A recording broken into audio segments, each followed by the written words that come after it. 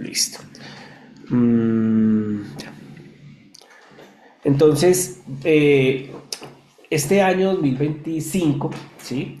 Es un año en donde el 31 de diciembre estuvimos reunidos como familia allá en Villavicencio con mis suegros y orábamos y le pedíamos a Dios una palabra y Dios nos dio una palabra a todos y tiene que ver con el año del retorno, ¿sí? Y ese retorno tiene que ver con volvernos a Dios, con retornar a Dios, ¿sí? Porque muchas veces nos dejamos distraer por las diferentes circunstancias, dificultades, problemas, y eso muchas veces nos aleja de tener una comunión con Dios, no porque Dios se aleje, sino porque nosotros nos ocupamos tanto en nuestras cosas que dejamos de ocuparnos en las cosas de Dios, ¿sí?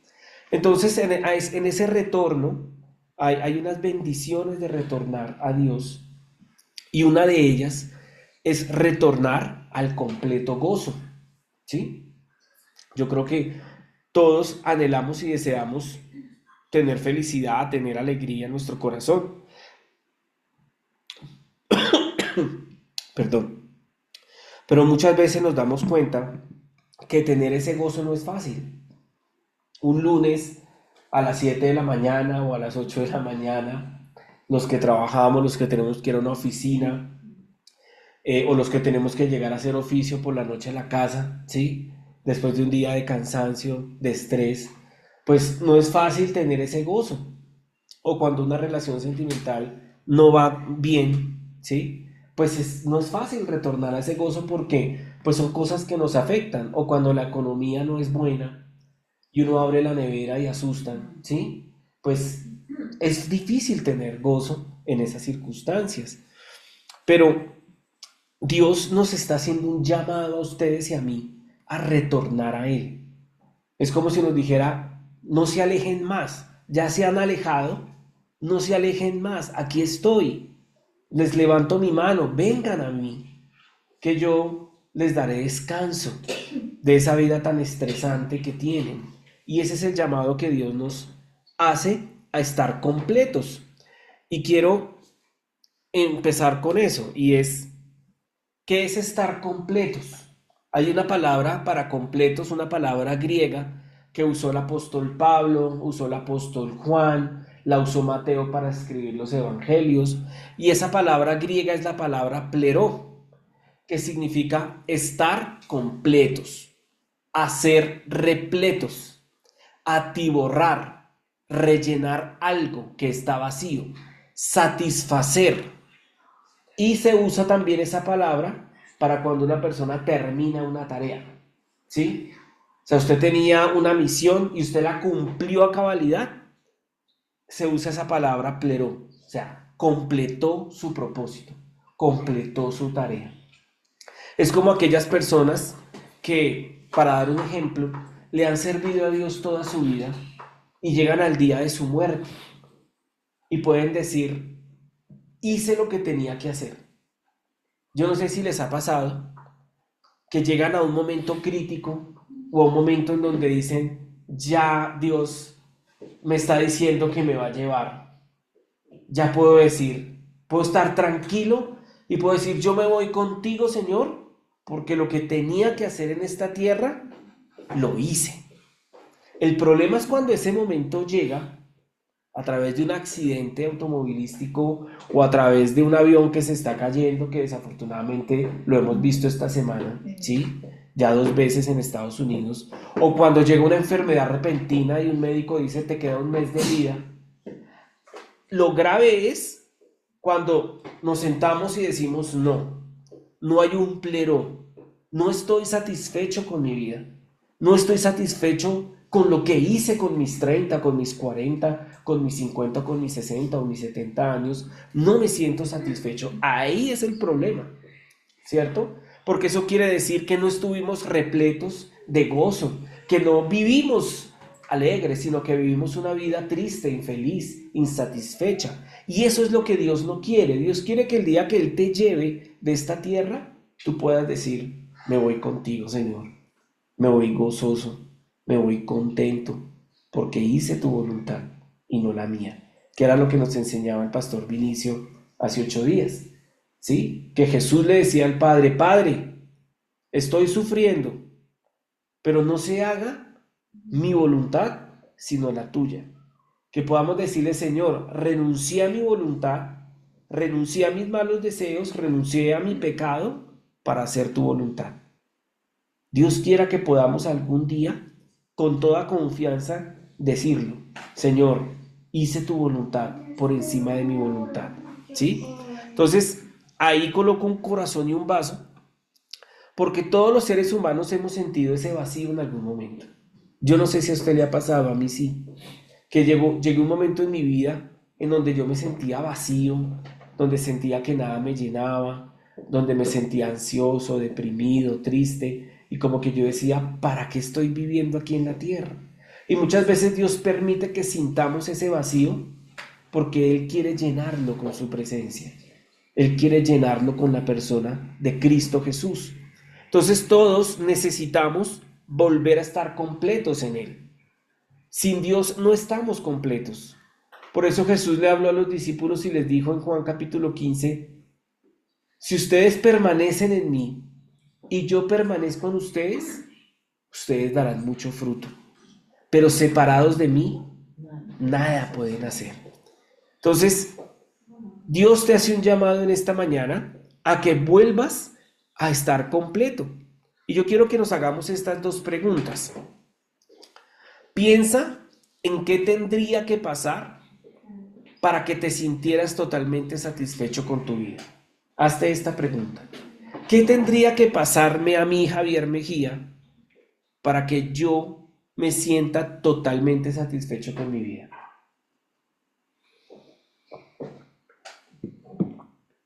Hacer lo que se debe. Esa es una muy bonita respuesta, ¿cierto? Y miren esta otra pregunta. Piensa en qué tarea en la tierra tendrías que terminar para poder decir que puedes irte al cielo satisfecho. Cuando yo pensaba en esta segunda pregunta, pensaba en mi esposa y en mi hija. Yo decía, ¿qué tendría que terminar? Pues de educar a mi hija, de formarla, de enseñarle el camino del Señor, de asegurarme de que sea una mujer que ame a Dios y que tema a Dios, enseñarle el temor de Dios. Porque a veces pensamos que amar a Dios es tener un sentimiento bonito hacia Dios o tener un concepto lindo de Dios. Pero amar a Dios es temerle también, es respetarlo, es honrarlo, es decirle no a la maldad, al pecado, es alejarme de lo que Dios aborrece y estar junto a Él. ¿Sí? Entonces, pensemos en estas dos cosas. ¿Qué tendría que pasar en mi vida para sentirme totalmente satisfecho? ¿Y qué tarea tengo que hacer para poder decir, lo logré, lo hice bien? ¿Qué tarea tendría que hacer? A veces pensamos que tienen que ser cosas gigantes. No, no necesariamente. Pueden ser cosas pequeñas pero importantes. Amar a nuestra familia, perdonar a aquella persona que nos ha hecho daño, que ha herido nuestro corazón. Tal vez sea eso lo que tengamos que hacer antes de irnos. Perdonar. Perdonar a esa persona que nos engañó. Perdonar a esa persona que hirió nuestro corazón. ¿Sí? O arriesgarnos a hacer eso que tal vez hemos tenido miedo de hacerlo. Muchas veces nos dejamos llevar por el temor y no arrancamos a hacer las cosas. Y sería muy triste llegar a un momento de nuestras vidas en donde digamos, ya no lo puedo hacer. ¿Y qué tiene que ver con retornar al gozo o estar completos del gozo de Dios? Estaba estudiando un poco la palabra y yo no sé si ustedes alguna vez en las películas de Semana Santa vieron esta imagen de un arca, que es el arca del pacto. ¿Alguna vez la habían visto? ¿Sí? Bueno, eso es un símbolo muy importante. Sí, es un símbolo muy importante, señora. El arca de Moisés. Ahí, el arca. Ella sí me dijo bien. Es que hay dos, el arca de Noé es donde ingresaron todos los animales, ¿cierto? Y el arca del tabernáculo fue un arca que Dios le dijo a Moisés que tenía que hacer Y que construyeron como una casa. algo así, exactamente, el tabernáculo, sí, una carpa. Y dentro de esa carpa tenían que meter esta arca que está ahí, ¿sí? Y era una arca hecha en madera, pero recubierta totalmente de oro. Y tenían que estar esos dos arcángeles, si no estoy mal, encima de la tapa del arca, cubriéndola, ¿sí? Era algo muy importante para el pueblo de Israel. Ustedes dirán, bueno, pero ¿eso qué tiene que ver con estar completo o con estar repleto de gozo? Y al principio pues yo no lo entendía tampoco, como que no veía mucho la conexión entre las cosas. Pero me gustaría que pues viéramos de qué se trata para que descubriéramos algo que es muy bonito y que nos puede ayudar. Entonces, para poder avanzar, me gustaría que miráramos qué representaba esa arca que acabamos de ver para Israel. Lo primero que representaba era la presencia de Dios. Entonces, esa arca, cuando esa arca estaba en medio del pueblo, todos estaban tranquilos, porque decían, si el arca está ahí, es porque Dios está ahí en medio de nosotros. Pero si el arca no está y vamos a una batalla, porque muchas veces se usaba para llevar a una guerra, ¿sí? Entonces llevaban el arca por delante, ¿sí? Y iban con el arca y el arca los guiaba, los conducía, ¿sí? Y ellos se sentían seguros y tranquilos. Entonces el arca representa la presencia de Dios. El arca tenía algo adentro, ¿qué era? Ahí lo coloqué. Las tablas de la ley, el maná y la vara de Aarón. ¿Qué es la vara de Aarón? La vara de Aarón resulta que en una ocasión algunos líderes de Israel hablaron contra Moisés y contra Aarón, ¿sí? Entonces Dios le dijo a Moisés, dile a cada uno de los líderes que traiga una vara delante de mí y a Aarón también. Entonces colocaron las varas delante de Dios. Y al otro día cuando volvieron a ver las varas, todas las varas estaban iguales, menos la de Aarón. La de Aarón estaba llena de frutos que habían salido de la vara. O sea, fue un milagro. O sea, dijeron, ¿cómo es que en un día de esta vara brotan almendras, frutos? O sea, es un milagro. Y era Dios confirmando el sacerdocio de Aarón. Entonces, por eso la colocaron en el arca. Y también colocaron el maná, que ese sí sabemos que era, ¿cierto? Entonces, esa arca contenía esos elementos que eran tan importantes. Pero adicional a eso, el arca también estaba en el tabernáculo, que era lo que decía Cata al principio, que era en esa carpa gigante que construyeron, había algo que se llamaba el lugar santísimo. Entonces el arca iba en ese lugar. Y a ese lugar nadie podía entrar, porque si alguien entraba a ese lugar moría inmediatamente. Solamente el sumo sacerdote, que estaba por encima de todos los sacerdotes de Israel, solamente una vez al año podía entrar a ese lugar. No podían entrar más veces. ¿Sí, señora? ¿Para qué? Para adorar a Dios y para interceder por el pueblo ante Dios. Entonces el sacerdote era un intercesor entre Dios y los hombres. Y era el único que podía llegar a ese lugar. ¿Sí? Entonces, para que nos hagamos una idea de qué representaba el arca, ¿cierto? Ahora, como ya sabemos qué representa el arca, vamos a leer dos pedacitos de una historia que tiene que ver con el arca y con el rey David. Resulta que el rey David llegó a ser rey. Él reemplazó a Saúl. ¿Se acuerdan de Saúl? ¿Sí? Pues Saúl nunca tuvo en cuenta el arca. La dejó como abandonada. Pero David, una de las primeras cosas que quiso tener en cuenta fue el arca. Y dijo, no, ¿cómo así que el arca está abandonada? Hay que traerla, ¿cierto? Era un buen deseo de su corazón. Entonces, está lo que dice el versículo 1 y 2. Dice en Primera de Crónicas, capítulo 13, del 1 al 2. Entonces David consultó con los capitanes de millares y de centenas, es decir, con todos los jefes. Y David dijo a toda la asamblea de Israel: si os parece bien, y si es del Señor nuestro Dios, enviemos mensaje a todas partes a nuestros parientes que permanecen en toda la tierra de Israel, y también a los sacerdotes y a los levitas que están con ellos en sus ciudades y tierras de pastos, para que se reúnan con nosotros. Y traigamos a nuestro lado el arca de nuestro Dios, porque no la consultamos en los días de Saúl. Toda la asamblea dijo que así lo harían, porque esto pareció bien a todo el pueblo. Entonces David congregó a todo Israel desde Sihor de Egipto hasta la entrada de Hamad para traer el arca de Dios de Kiriat Jearim. Entonces el arca estaba en un lugar lejano. David dice: vamos a reunirnos todos los del pueblo. Habla con el ejército primero y les dice: díganle al pueblo y díganle a los levitas y a los sacerdotes que vengan, que vamos a traer el arca y vamos a celebrar, vamos a hacer una fiesta para Dios. Claro, pues a todos les pareció que estaba bien, ¿sí? El problema es lo que sigue. Entonces, en ese mismo capítulo, más adelante, dice el versículo 8: David y todo Israel se regocijaban delante de Dios con todas sus fuerzas, con cánticos, liras, arpas, panderos, címbalos, trompetas.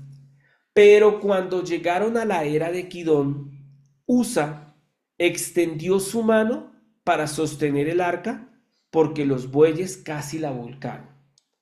Y se encendió la ira del Señor contra Usa, y lo hirió porque había extendido su mano al arca, y allí murió delante de Dios. Entonces David se enojó porque el Señor había estallado en ira contra Usa.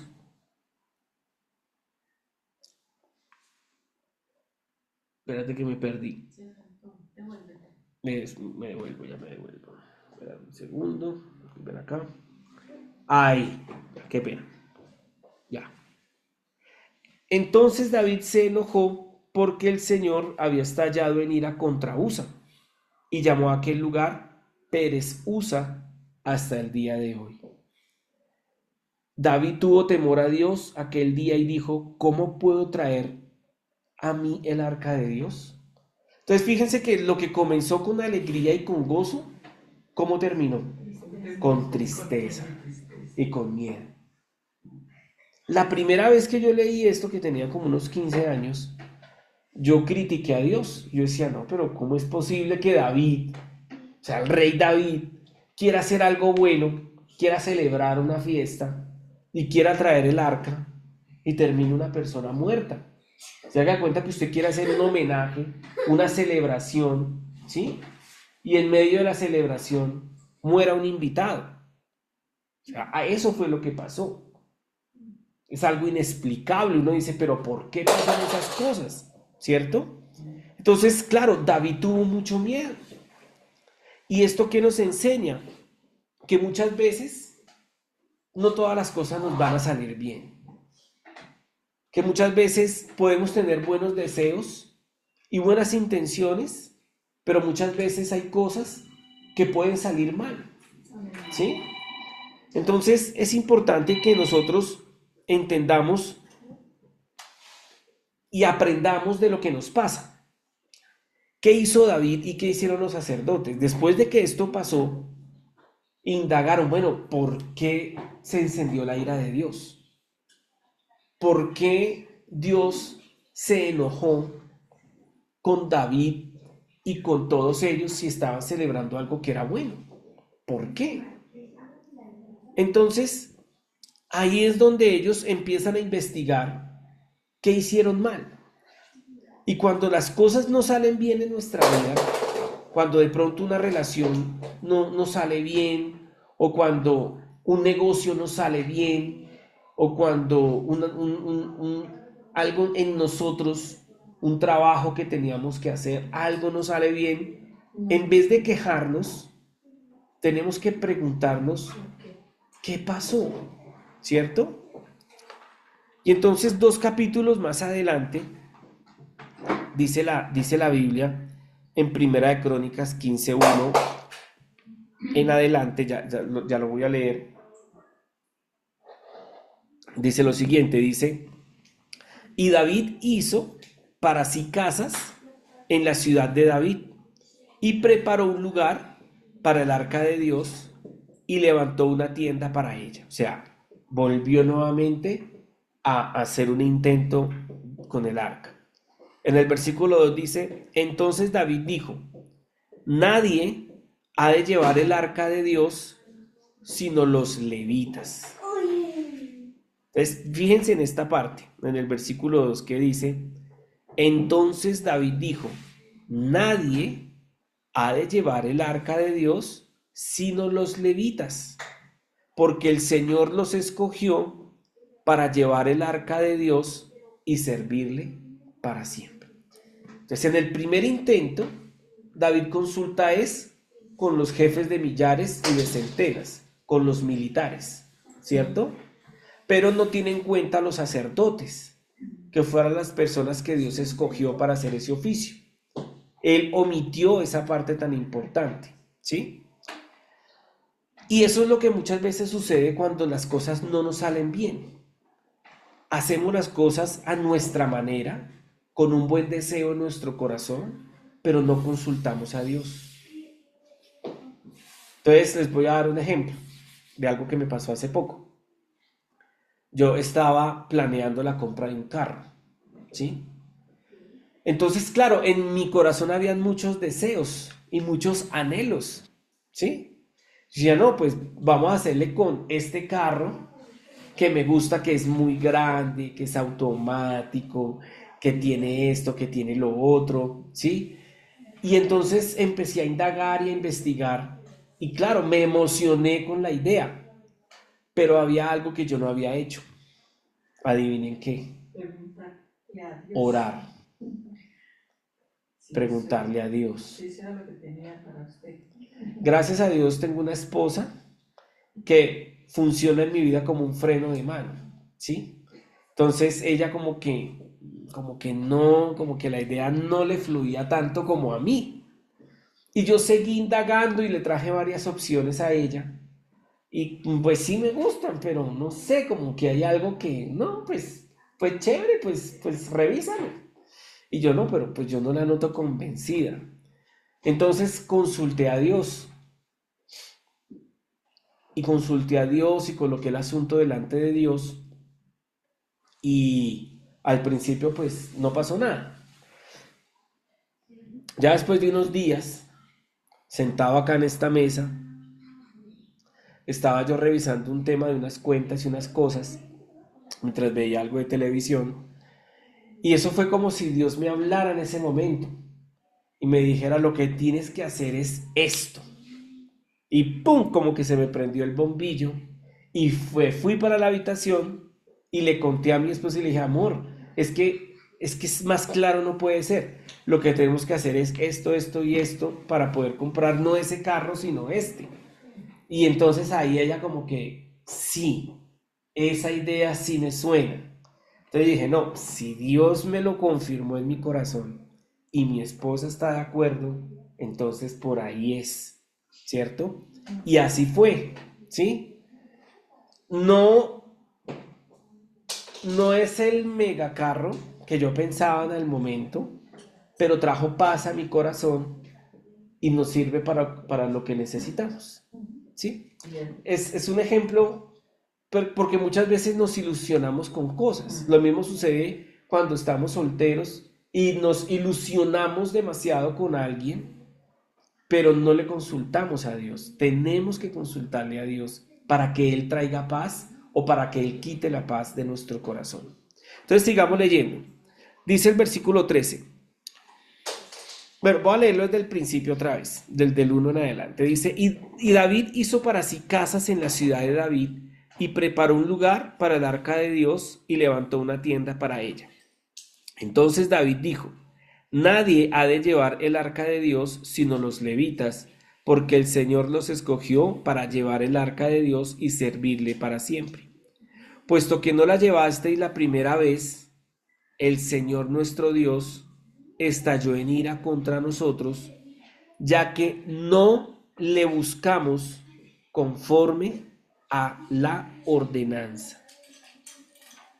Ahí estuvo el error, ¿cierto? Dice el versículo 14: se santificaron pues los sacerdotes y los levitas para subir el arca del Señor, Dios de Israel.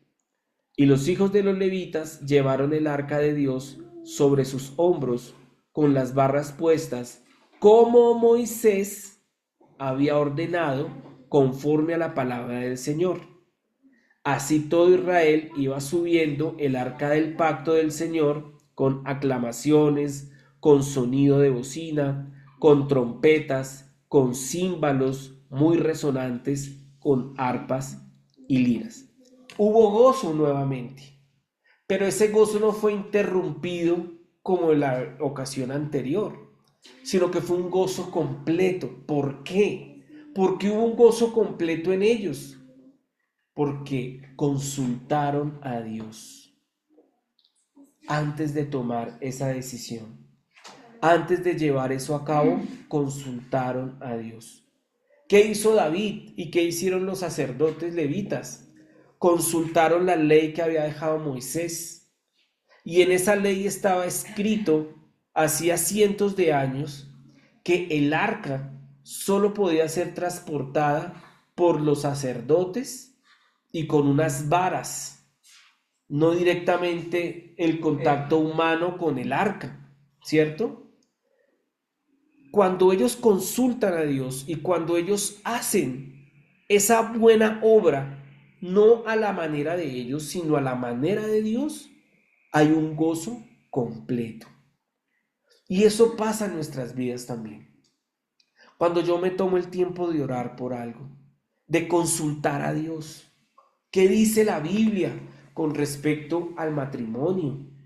¿Qué dice la Biblia con respecto al noviazgo? ¿Qué dice la Biblia con respecto a las finanzas? ¿Qué dice la Biblia con respecto a mi salvación? ¿Qué dice la Biblia con respecto a mi vejez? ¿Qué dice la Biblia con respecto a mi juventud? Cuando yo consulto a Dios y obedezco el mandato de Dios, viene un gozo completo a nuestras vidas. Pero cuando yo me dejo llevar por mis emociones y hago mi voluntad, voy a ser quebrantado. Porque las emociones del hombre son variables. Hoy amo, mañana no amo. Hoy perdono, mañana no perdono. Hoy decido que sí, mañana decido que no. Porque así somos los seres humanos. Variables, volubles, débiles. Pero cuando yo me pego a Dios, Él me guía, Él me ayuda, Él está conmigo. Y hay algo muy importante con respecto a esto, y es cómo se relaciona esta arca con nosotros hoy, porque nadie sabe esa arca en dónde está. Eso está algo antiguo. Y ustedes dirán, bueno, ¿y yo qué? ¿Eso cómo se relaciona conmigo? Pues fíjense que hay algo súper importante, y es que esa arca representa y era una figura de Cristo. Toda la Biblia apunta a Jesús, desde Génesis capítulo 1 hasta Apocalipsis 22. Todo se trata de Jesús. Y Jesucristo fue esa arca del pacto para nosotros. Y es esa arca del pacto para nosotros hoy. Habíamos visto que el arca representa la presencia de Dios. ¿Qué dice Juan capítulo 1 versículo 14? Si de pronto Moni, que está cerquita, me lo puede ayudar a leer. El Verbo se hizo carne y habitó entre nosotros, y vimos su gloria, gloria como del unigénito del Padre, lleno de gracia y de verdad, la presencia de Dios. O sea que ahí resalté en amarillo. ¿Qué significa ese versículo? La presencia de Dios en la persona de ¿quién? De Cristo. El Verbo se hizo carne. Dios se hace carne para habitar en medio de nosotros. O sea, esa arca de la presencia de Dios estaba corporalmente en Cristo. Él es el arca. Él es la presencia de Dios en medio de nosotros. Y lo bueno es que Él resucitó de entre los muertos y ascendió a los cielos. O sea que la presencia de Dios está en medio de nosotros. Había algo con respecto al arca, y es que la sangre del cordero, una parte debía ser derramada en la tapa del arca, ¿cierto? Y vemos en Primera de Juan capítulo 2 versículo 2 que dice: Él mismo, o sea Jesús, es la propiciación por nuestros pecados, y no solo por los nuestros, sino también por los del mundo entero. Y dice Romanos 3:25, a quien Dios exhibió públicamente como propiciación por su sangre a través de la fe, como demostración de su justicia, porque en su tolerancia Dios pasó por alto los pecados cometidos anteriormente. Entonces, creo que ahí me salté otra vez, perdón. Listo, ya. Ahora sí. Dios pasó por alto los pecados cometidos anteriormente. Entonces, en esa arca había que derramar una sangre sobre la tapa. Y la sangre que se derramó por nuestros pecados fue la sangre de Cristo. O sea, esa sangre que se derramaba en la tapa del arca viene a representar hoy la sangre de Cristo. Por eso es que muchas mamás, sobre todo, ay, mijito, que Dios me lo cubra con su sangre, que te cubro con la sangre de Cristo. Muchas veces ya lo hacemos como algo, como un amuleto, por decirlo así, ¿sí? Pero no es un amuleto. Es que la sangre de Jesús no es como la sangre tuya o la mía, en el sentido de que no representan lo mismo, porque era un cordero sin mancha, sin arruga, sin defecto alguno, ¿sí? Entonces, al derramarse esa sangre era suficiente para limpiar todos nuestros pecados. Ahora avancemos. Dice Mateo 5:17, no penséis que he venido para abolir la ley o los profetas. No he venido para abolir, sino para cumplir. ¿Qué había dentro del arca? ¿Se acuerdan? Las tablas de la ley. Y Jesús representa el cumplimiento de la ley. Él fue el único capaz de cumplir toda la ley de Moisés. Ninguno de nosotros es capaz de hacerlo. Ningún judío era capaz de cumplir con la ley. Él cumplió la ley. Ahora dice Juan 6:35, Jesús les dijo, yo soy el pan de la vida. El que viene a mí no tendrá hambre, y el que cree en mí nunca tendrá sed. ¿Qué más había en el arca? El maná, que era el pan de los judíos, del pueblo de Israel en el desierto. Ahora, ¿quién es nuestro pan? Él. Y dice que el que viene a mí no tendrá hambre, y el que cree en mí nunca tendrá sed. Ese no tener hambre y ese no tener sed representa estar completos, que es la primera palabra que vimos, pleró. Él nos hace completos. Él es el que realmente nos llena el alma. Si tú no tienes gozo en tu vida, es porque Cristo no está en tu vida. Así te hagas llamar cristiano. Si no tienes gozo en tu corazón, si no tienes gozo en tu alma, si no te sientes satisfecho, es porque no has comido del pan de vida. Es porque Jesús no está llenando todo tu ser. Pero si tú hoy, en esta mañana, le entregas tu corazón a Jesús, Él va a llenar todo tu ser. Y Él te va a hacer completo, porque Él es el pan de vida. Él es el pan que puede saciar tu alma de pan y de agua, para que tú estés completo. ¿Qué más había en el arca? La vara de Aarón, la vara del sacerdote. Él es el sumo sacerdote. Jesús es el sumo sacerdote. Dice Hebreos capítulo 4:14. Teniendo pues un gran sumo sacerdote que trascendió los cielos, Jesús el Hijo de Dios, retengamos nuestra fe. porque no tenemos un sumo sacerdote que no pueda compadecerse de nuestras flaquezas, sino uno que ha sido tentado en todo como nosotros, pero sin pecado. Por tanto, acerquémonos con confianza al trono de la gracia para que recibamos misericordia y hallemos gracia para la ayuda oportuna.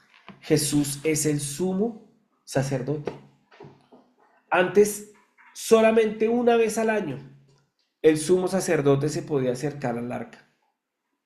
Ahora, nosotros podemos entrar al lugar santísimo. Podemos estar en la presencia de Dios porque tenemos a Jesús como sumo sacerdote. ¿Sabe cuál es el problema ahora?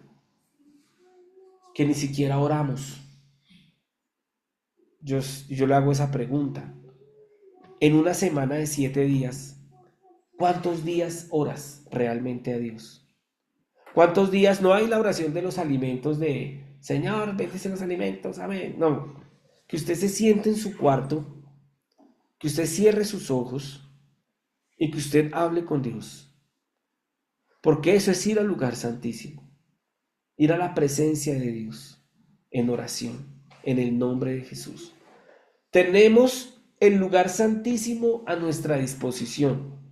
Tenemos la entrada por el Hijo. El problema es que no queremos entrar. El problema es que somos tan perezosos para orar que no tenemos realmente una relación con Dios, que no tenemos un hábito de orar, de buscarlo a Él, sino que muchas veces vivimos como los animalitos, guiados por nuestros sentidos, guiados por nuestras emociones, por nuestros instintos, y no buscamos al Señor. Y el corazón se endurece, aún el de los niños. Uno piensa que el corazón de los niños no se endurece, doña Antonella y doña Catalina, pero el corazón de los niños, y don Juanfe, el corazón de los niños se va endureciendo poco a poco. Cuando no oramos con ellos, cuando no los ponemos a ellos a orar, cuando no les leemos la palabra de Dios a nuestros niños, el corazón de ellos se comienza a endurecer. Se vuelven más rebeldes, más desobedientes, más altaneros, hacen más pataletas. Uno cree que es que son niños, pero esos niños tienen un corazón allá adentro y ese corazón se va endureciendo también. Y yo por eso también no le hablo a estos 3 niños que están acá. Díganle a sus papás que los traigan a la iglesia. Díganle a sus papás que oren por ustedes y que les lean la Biblia. Porque si eso no lo hacemos nosotros como papás, los corazones de esos niños se vuelven rebeldes. Y después que Dios nos libre de tener un adolescente rebelde en casa. Porque es un problema para todos. Y es terrible lo que el enemigo puede hacer en el corazón de un adolescente con un corazón endurecido. Por eso no podemos dejar que el corazón de los niños se endurezca. Y si hay que corregirlos, corrijámoslos. Pero no dejemos que el corazón de nuestros niños se vuelva un corazón rebelde. Amén. Entonces tenemos la presencia de Dios en la persona de Cristo. ¿Sí? ¿Qué más tenía el arca con el pueblo de Israel? Que los guiaba en las batallas. Entonces había una batalla y ellos llevaban el arca y el arca los guiaba. Y por donde el arca les insinuaba ir, ellos iban. ¿Sí? Entonces, miren lo que dice Juan 10:26. O no sé si alguien lo quiera leer, doña Lina, si alcanzas a leerlo desde ahí o no. Sí. Dice, pero vosotros no creéis porque no sois de mis ovejas, pero vosotros no creéis porque no sois de mis ovejas oyen mi voz y yo las conozco y me siguen. Y yo les doy vida eterna y jamás perecerán y nadie las arrebatará de mi mano. Mi Padre que me las dio es mayor que todos y nadie las puede arrebatar de la mano del Padre. Yo y el Padre somos uno. Hasta ahí. Ahora, aquí hay algo importante. El arca de Dios guiaba al pueblo de Dios. Y Jesús guía ¿a quién? A sus ovejas. Pero fíjense que en el versículo 26 dice, pero vosotros no creéis porque no sois de mis ovejas. Que Dios nos guarde de que nosotros creamos que somos hijos de Dios, pero que Dios diga, tú no eres. Y miren, cuando nosotros no escuchamos al Señor, cuando nosotros nos vamos tropezando de piedra en piedra, muy seguramente es porque no estamos en Él. Y yo quiero que nos hagamos esa pregunta hoy. ¿Yo soy una oveja de Dios?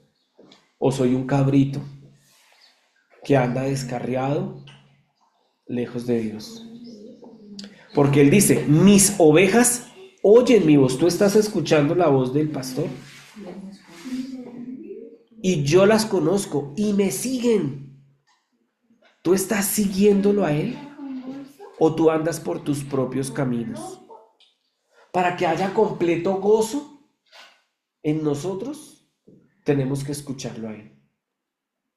Si no lo estamos escuchando es porque hay algo que está fallando en nosotros. Es porque hay algo que no está bien y tenemos que volvernos a Él. Amén. Ahora, todos pasamos por batallas. ¿Y cuántas veces en esas batallas nos sentimos solos? O sin guía, sin orientación. Es porque no le estamos consultando a Dios. Entonces, si queremos tener gozo en nuestras vidas, en nuestras relaciones, en nuestros trabajos, en nuestro corazón, tenemos que retornar a Cristo y seguir a Cristo.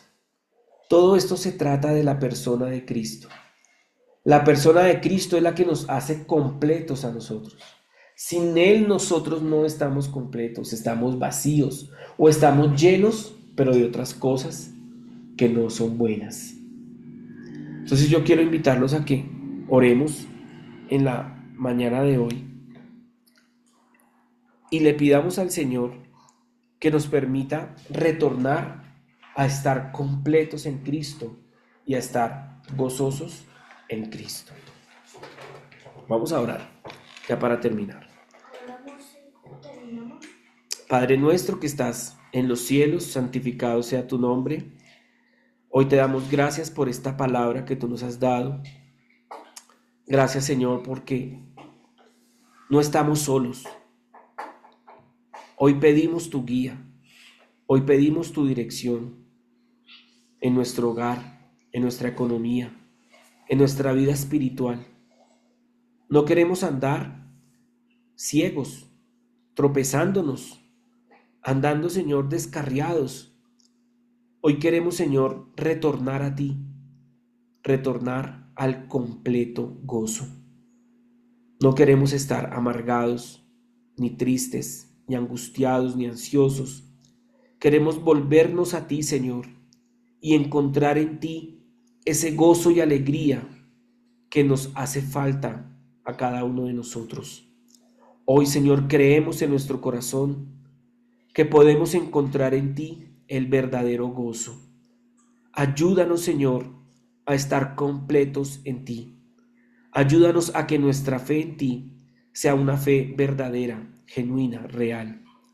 Hoy colocamos este tiempo delante de ti y te damos gracias por tu palabra.